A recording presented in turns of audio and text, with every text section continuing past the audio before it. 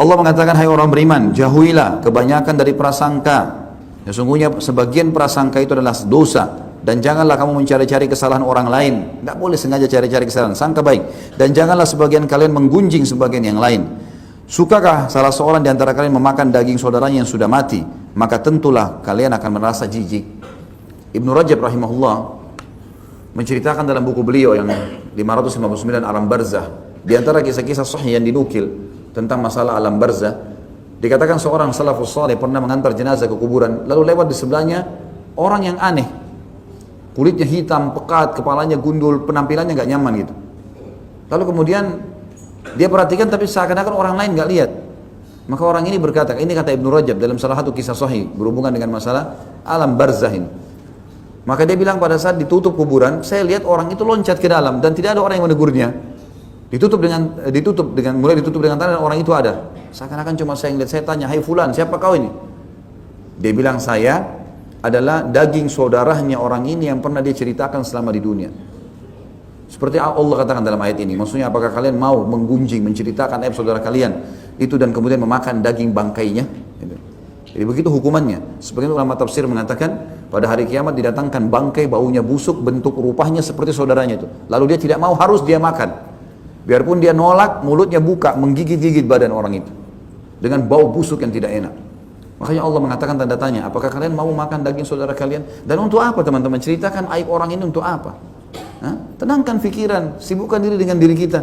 Sampai kata Nabi SAW dalam hadis yang sahih, janganlah seseorang dari kalian sibuk menceritakan kesalahan sahabat-sahabatku, karena aku ingin bertemu dengan mereka dalam kondisi lapang dada.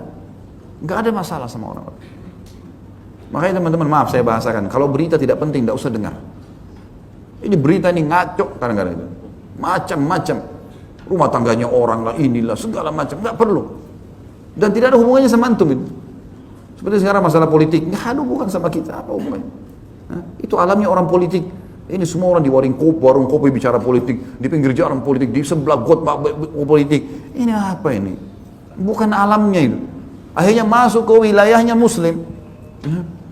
Bagaimanapun presiden itu Muslim, menteri-menterinya banyak yang Muslim, gitu kan? Nggak boleh gunjing mereka.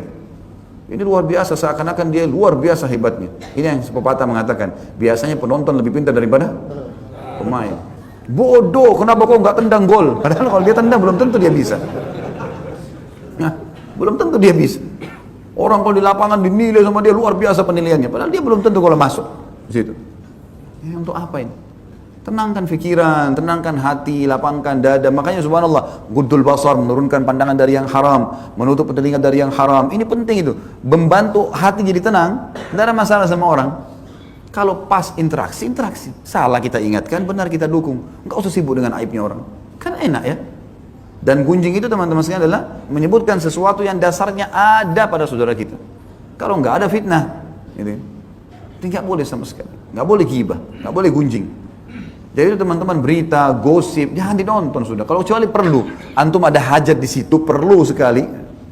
Atau kalau enggak, alhamdulillah sekarang di smartphone kita bisa baca berita. Tinggal ketik berita hari ini keluar.